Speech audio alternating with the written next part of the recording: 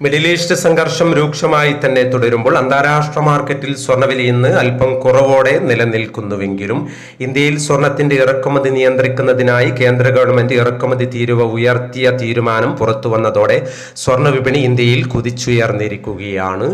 ഇന്നലെ രാവിലെ സ്വർണ്ണവില പ്രഖ്യാപിക്കുമ്പോൾ അന്താരാഷ്ട്ര മാർക്കറ്റിൽ ഔൺസിന് $4,722 പരിധിയിലായിരുന്ന സ്വർണ്ണവില ഇന്ന് $4,695 പരിധിയിൽ കുറവോടെ നിലനിൽക്കുന്നുവെങ്കിലും ഇന്ത്യൻ തീരുമാനത്തിന്റെ അടിസ്ഥാനത്തിൽ ഇന്ത്യൻ മാർക്കറ്റിൽ സ്വർണ്ണ വിപണി കുതിച്ചുയർന്നിരിക്കുകയാണ്. ഇന്നലെ രാത്രി തങ്കവില ഗ്രാമിന് കാലിക്കറ്റ് 14,870, തൃശൂർ എറണാകുളം 14,860 എന്നീ നിലകളിലായിരുന്നു. വൈകി വരുന്ന ഇന്നത്തെ തങ്കവില അടിസ്ഥാനമാക്കി സ്വർണം വിൽക്കുമ്പോൾ ലഭിക്കേണ്ട തുകയും 11 മണിയോടെ കമന്റ് ബോക്സിൽ പിൻ ചെയ്യുന്നതാണ്.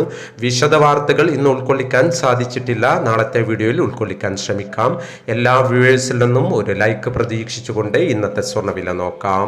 ഇന്ന് പവന് 10,200 രൂപ കൂടി. ഇന്ന് 13/5/2026 പവന് 1,23,120, ഗ്രാമിന് 15,390.